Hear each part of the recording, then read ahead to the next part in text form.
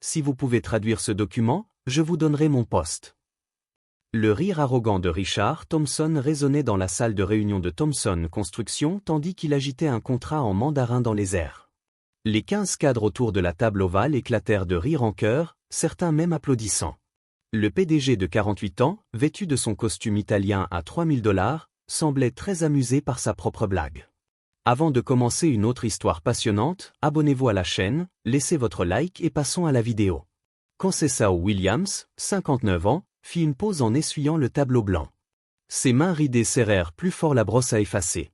Depuis 23 ans, elle était invisible dans cette entreprise. La femme de ménage noire qui arrivait à 5 heures du matin et partait à 7 heures du soir, toujours avec un sourire respectueux et un bonjour, qui recevait rarement une réponse.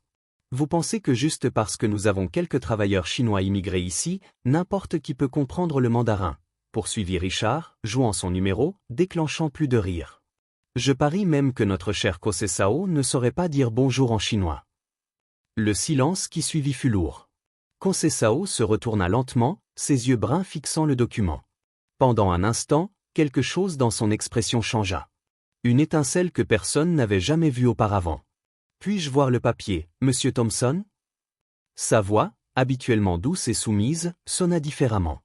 Plus ferme. Richard fronça les sourcils, déconcerté par ce changement de ton. Conceição, tu n'as pas besoin de te mêler de ça. Continue ton travail.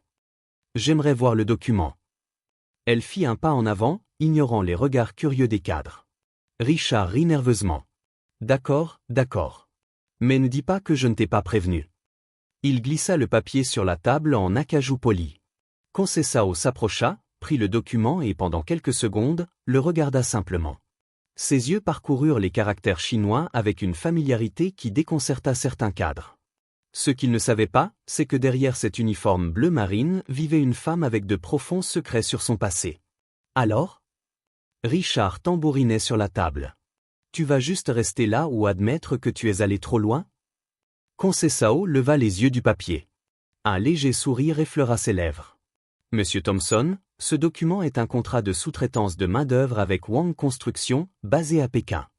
Il établit le remplacement de 200 travailleurs américains par des ouvriers chinois, payés 60% moins et sans avantages sociaux.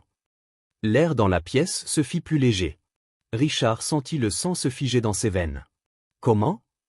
Il mentionne aussi des pots de vin aux inspecteurs du travail et la falsification de documents de sécurité, poursuivit Conceição en lisant, sa voix gagnant en assurance à chaque mot.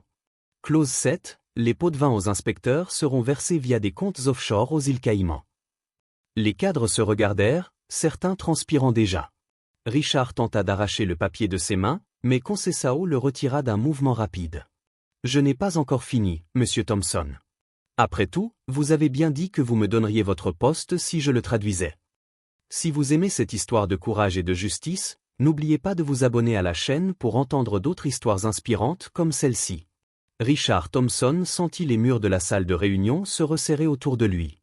Conceição continuait de lire le document en mandarin comme s'il s'agissait de sa langue maternelle, traduisant chaque détail compromettant avec une précision qui le terrifiait. Comment une simple femme de ménage pouvait-elle connaître des termes juridiques chinois? Clause 12, insista-t-elle sans relâche, stipule que les ouvriers chinois seront logés dans des containers aménagés, sans chauffage adéquat ni conditions sanitaires de base. Une violation directe de la loi américaine du travail. Assez. Richard frappa du poing sur la table, faisant trembler les verres d'eau. Où as-tu appris le chinois? Qui t'a tout appris? Conceição plia soigneusement le document, ses mouvements calmes et délibérés contrastant fortement avec l'anxiété croissante du PDG. Mon défunt mari, David, était professeur de langues orientales à l'université de Georgetown. Nous avons vécu 6 ans à Shanghai, où j'enseignais l'anglais à des cadres chinois. La révélation fit l'effet d'une bombe. Les cadres chuchotèrent entre eux, certains clairement choqués. Marcus Rivera, le directeur financier, avala difficilement. Il avait été l'un des plus bruyants rieurs à la blague de Richard. Donc tu n'es pas qu'une femme de ménage, murmura Jennifer Walsh, la directrice des ressources humaines. J'ai toujours été une éducatrice, répondit Conceição avec dignité. Master en linguistique appliquée de Columbia. Après la mort de David, j'ai dû recommencer. Prendre ce travail était une question de survie, pas de choix. Richard sentit la sueur lui couler dans le dos. Son esprit s'emballa, cherchant désespérément une sortie. Même si tu connais le chinois, ça ne prouve rien. Tu pourrais inventer la traduction. Je peux appeler le docteur Shen Wei, conseiller juridique à l'ambassade de Chine, si tu préfères un second avis. Conceição sortit un vieux téléphone de la poche de son tablier. Il confirmera chaque mot. Un silence s'étira pendant de longues secondes. Richard connaissait Shen Wei, ils avaient conclu plusieurs accords ensemble, certains pas très légaux. Si le consultant chinois apprenait ce contrat en particulier, ce ne sera pas nécessaire, murmura-t-il, vaincu. Alors parlons de ta position, dit Conceição, sa voix portant maintenant une autorité inattendue. Ou préférerais-tu discuter d'abord des conséquences légales? Richard regarda autour de la table, cherchant du soutien parmi ses cadres. Il ne trouva que des visages tendus et des regards fuyants. Marcus Rivera évitait complètement son regard, Jennifer Walsh jouait nerveusement avec des papiers, et Tom Bradley, le directeur des opérations, semblait calculer mentalement sa propre responsabilité dans le système. Conceição, parlons calmement, tenta Richard de reprendre le contrôle. Tout le monde ici sait que tu es une employée précieuse. Nous avons toujours respecté ton travail. Respecté, ricana Conceição, sans aucun humour dans la voix. Monsieur Thompson, combien de fois m'as-tu salué en 23 ans? Combien de fois as-tu dit mon nom aux visiteurs qui demandaient qui était la femme de ménage? Combien de fois m'as-tu appelé par le mauvais nom? Combien de fois as-tu fait semblant que je n'existais pas quand j'essayais d'alerter sur des problèmes de l'entreprise que seul quelqu'un ici tous les jours pouvait remarquer? Chaque question était un coup précis. Richard se souvenait vaguement l'avoir appelée Maria ou Rosa à plusieurs reprises. Il se rappelait avoir ignoré ses tentatives de parler, la traitant comme un meuble. Conceição, je m'excuse si... Tu n'as pas besoin de t'excuser auprès de moi, monsieur Thompson. Tu dois t'excuser auprès des 200 travailleurs américains qui seront licenciés pour faire place à ce système. Tu dois t'excuser auprès de leurs familles, qui perdront leur gagne-pain juste pour augmenter tes profits. Tom Bradley prit finalement la parole. Conceição, tu ne comprends pas la pression que nous subissons. La concurrence, les coûts. Je comprends parfaitement, monsieur Bradley. Je comprends qu'il est plus facile d'exploiter des travailleurs vulnérables que d'innover ou d'améliorer l'efficacité. Je comprends qu'il est plus simple de soudoyer des inspecteurs que d'investir dans la vraie sécurité. Richard sentit qu'il perdait tout contrôle de la situation. La femme qu'il avait humiliée quelques minutes plus tôt commandait désormais la pièce avec une autorité naturelle qu'il n'avait jamais vraiment possédée. Que veux-tu, Conceição? De l'argent? À meilleur poste? Nous pouvons négocier. Conceição sourit pour la première fois, mais ses yeux restèrent sérieux. Je t'ai déjà dit ce que je veux, monsieur Thompson. Ton poste. Comme tu l'as promis. Tu ne peux pas être sérieux. Richard se leva brusquement, renversant sa chaise. C'est ridicule. Tu es une femme de ménage. J'étais femme de ménage, corrigea calmement Conceição. Maintenant, je suis la personne qui connaît tous les secrets sales de cette entreprise. Et pas seulement ceux de ce document. Un frisson parcourut la salle. Marcus Rivera avala difficilement. Quels autres secrets? Conceição se dirigea vers la fenêtre, regardant la rue en contrebas. Pendant toutes ces années, elle avait été invisible, mais être invisible signifiait tout voir. Monsieur Rivera, dois-je parler des fausses factures pour la construction du Lincoln Mall? Ou préférerais-tu que je mentionne les comptes bancaires non déclarés que j'ai trouvés en nettoyant ton bureau? Marcus pâlit. Comment as-tu? 23 ans à nettoyer des bureaux, monsieur Rivera. 23 ans à ramasser des papiers que tu laissais dans les poubelles, pensant que personne ne pourrait les lire. 23 ans à entendre des conversations téléphoniques que tu avais en ma présence, comme si j'étais sourde. Jennifer Walsh tenta d'intervenir. Conceição, tu ne peux pas utiliser des informations obtenues de cette façon. C'est illégal, rit doucement Conceição. Comme falsifier des documents de sécurité? Comme soudoyer des inspecteurs? Comme licencier 200 familles pour augmenter les profits? Richard s'assit lourdement, son arrogance initiale complètement disparue. Que veux-tu vraiment, Conceição? Arrête de jouer avec nous. Je ne plaisante pas. Conceição se tourna pour lui faire face directement. Je veux exactement ce que j'ai dit vouloir il y a 5 ans, quand j'ai essayé de vous parler des problèmes de cette entreprise. 5 ans? Tom Bradley fronça les sourcils. Quelle conversation? Vous souvenez-vous du rapport que j'ai laissé sur le bureau de monsieur Thompson? 200 pages documentant les irrégularités, des suggestions d'amélioration, des propositions d'efficacité. Conceição sortit un vieux dossier de son chariot de nettoyage. Celui que vous avez jeté sans lire? Richard sentit le sang lui monter au visage. Il se souvenait vaguement d'un rapport laissé par quelqu'un du nettoyage, qu'il avait immédiatement écarté. J'ai tout documenté. Chaque stratagème, chaque irrégularité, chaque occasion manquée. Conceição ouvrit le dossier, révélant des pages méticuleusement organisées. J'ai aussi inclus un plan de restructuration qui aurait sauvé l'entreprise et maintenu tous les emplois. Vous avez fait ça seul? Demanda Marcus, incrédule. J'ai un MBA en administration des affaires, monsieur Rivera. J'ai réussi à étudier la nuit après le travail pendant mes 10 premières années ici. J'ai toujours rêvé de vraiment contribuer à cette entreprise. Jennifer Walsh feuilleta quelques pages du rapport. Mon Dieu, c'est brillant. Ces projections financières, ces stratégies de marché. Des stratégies qui auraient évité la crise actuelle, continua Conceição. Qui auraient développé nos affaires internationales de manière éthique. Qui auraient fait de Thomson Construction une référence dans le secteur. Richard regarda le rapport comme s'il s'agissait d'un serpent venimeux. Pourquoi n'avez-vous jamais dit que vous aviez ces qualifications?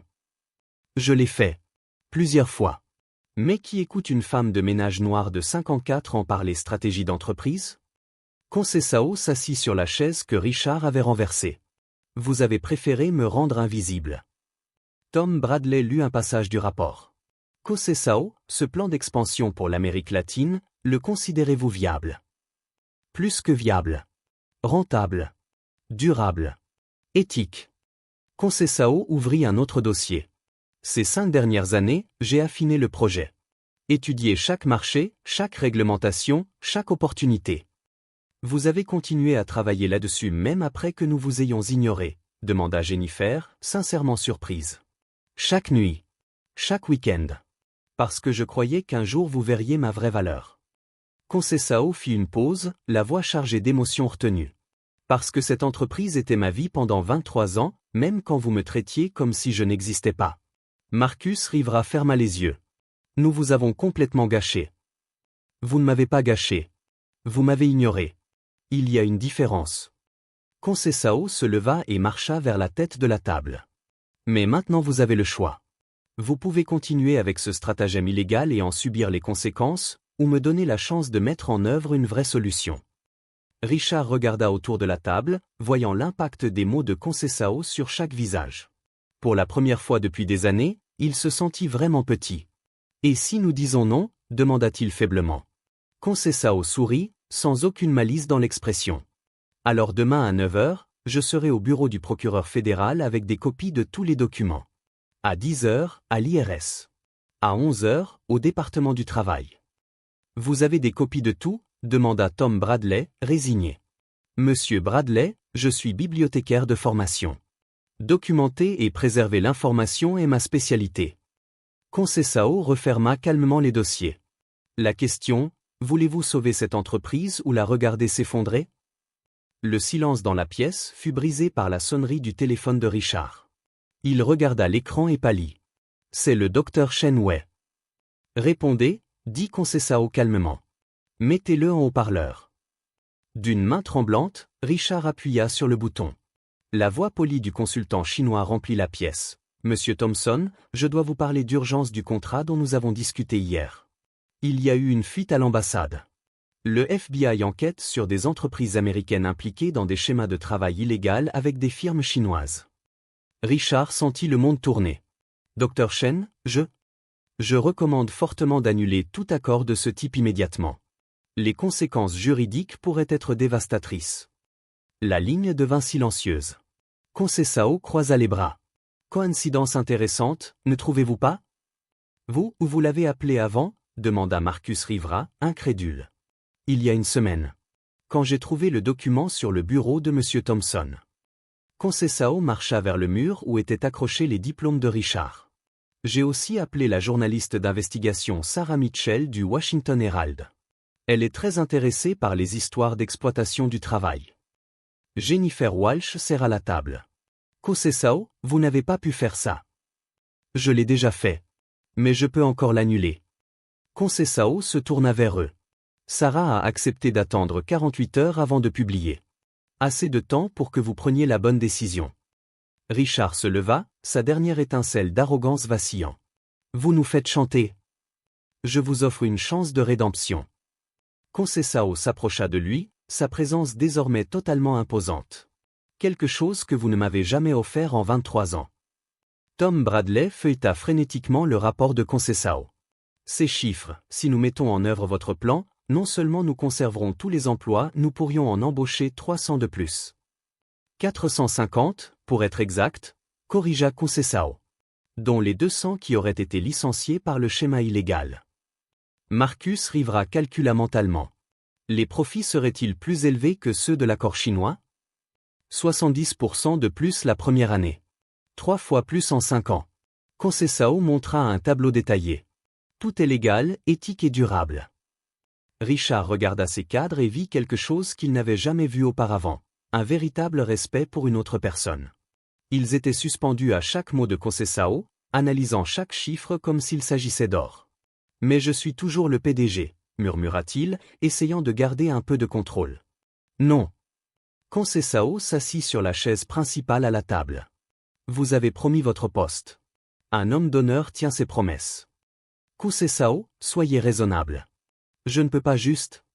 Vous pouvez et vous le ferez. » Elle ouvrit un dernier dossier. « Parce que j'ai trouvé autre chose en nettoyant votre bureau la semaine dernière. » Les genoux de Richard fléchirent. « Quoi ? » Les enregistrements de vos conversations avec le sénateur Morrison au sujet des contrats gouvernementaux surfacturés. Très intéressant. Conceição sortit un petit enregistreur numérique. Surtout la partie où vous discutiez de la répartition des bénéfices de la fraude. Où avez-vous eu ça? Richard cria presque. Votre propre système de sécurité. Saviez-vous que toutes les conversations dans votre bureau sont automatiquement enregistrées? J'ai découvert cela en nettoyant votre bureau il y a 2 ans. Depuis, j'ai tout copié. Jennifer Walsh se couvrit le visage avec les mains. Mon Dieu, Conceição. Vous avez tout planifié? Je n'ai rien planifié. Je me suis juste préparé au jour où la vérité sortirait. Conceição rangea calmement l'enregistreur. Ce jour est arrivé quand M. Thompson a décidé de m'humilier publiquement. Marcus Rivera prit une profonde inspiration. Conceição, si vous prenez la direction, que va-t-il nous arriver? Vous garderez vos postes tant que vous vous engagerez dans la nouvelle direction éthique de l'entreprise. Vous aurez la chance de vous racheter, comme je le fais maintenant. Conceição regarda chacun dans les yeux. Mais au moindre faux pas, à la moindre tentative de revenir aux anciennes habitudes, vous êtes dehors. Tom Bradley acquiesça lentement. C'est plus que ce que nous méritons. C'est ce que mérite l'entreprise. C'est ce que méritent nos employés. Conceição se leva et tendit la main à Richard. Monsieur Thompson, votre décision? Richard regarda sa main tendue, puis les visages de ses cadres. Il vit la peur, oui, mais aussi quelque chose qu'il n'avait jamais vu auparavant, l'espoir. J'accepte, murmura-t-il en serrant la main de Conceição. Excellent. Conceição sourit sincèrement pour la première fois. Maintenant, travaillons ensemble pour sauver cette entreprise. Et vos âmes. Le moment fut interrompu par l'arrivée de 2 hommes en costume à la porte de la salle. FBI. Nous enquêtons sur des allégations de fraude impliquant des contrats gouvernementaux. Conceição s'avança calmement vers eux. Agent, je m'appelle Conceição Williams, nouvelle PDG de Thompson Construction. Je pense pouvoir vous aider dans votre enquête. 6 mois plus tard, Thompson Construction était devenue une étude de cas dans les meilleures écoles de commerce du pays. Sous la direction de Conceição, l'entreprise avait non seulement annulé tous les contrats illégaux, mais aussi mis en œuvre le plan d'expansion le plus réussi de l'histoire du secteur. Monsieur Thompson, le rapport mensuel, dit Conceição en tendant un dossier à Richard, qui occupait désormais le poste de directeur des relations corporatives. Un rôle qu'il avait d'abord refusé, mais qu'il avait découvert parfaitement adapté à ses compétences sociales lorsqu'elles étaient appliquées éthiquement. Merci, Conceição. Les chiffres d'Amérique latine sont impressionnants. Richard avait complètement changé. Ses vêtements étaient plus simples, son ton respectueux, et pour la première fois depuis des années, il dormait bien la nuit. La branche au Mexique génère déjà des bénéfices supérieurs à ce que nous attendions de tout ce stratagème. L'honnêteté rapporte plus que la corruption, répondit Conceição avec un sourire. Qui l'aurait cru? Le bureau de la PDG reflétait désormais la personnalité de sa nouvelle occupante. Les murs portaient des diplômes universitaires, mais aussi des photos d'employés et de leurs familles. Une bibliothèque contenait des livres en 7 langues différentes, et une petite table proposait toujours du café frais pour tout employé souhaitant discuter. Marcus Rivera entra dans la pièce, portant une plaque dorée. COSESAO, le prix de l'Association nationale des entreprises éthiques est arrivé. Entreprise de l'année en responsabilité sociale. Mets-le dans la salle de réunion, dit COSESAO. Ce prix appartient à nous tous. Tom Bradley apparut à la porte, souriant. COSESAO, j'ai une nouvelle qui va te toucher. Le programme de bourse que tu as créé pour les enfants des employés, 15 d'entre eux ont été acceptés dans des universités prestigieuses, dont la fille de José, du service maintenance. Les yeux de COSESAO se remplirent de larmes. C'est la victoire la plus importante de toutes. Jennifer Walsh rejoignit le groupe. Et il y a encore plus. L'école de langue que tu as fondée en partenariat avec l'entreprise a déjà une liste d'attente de 200 personnes.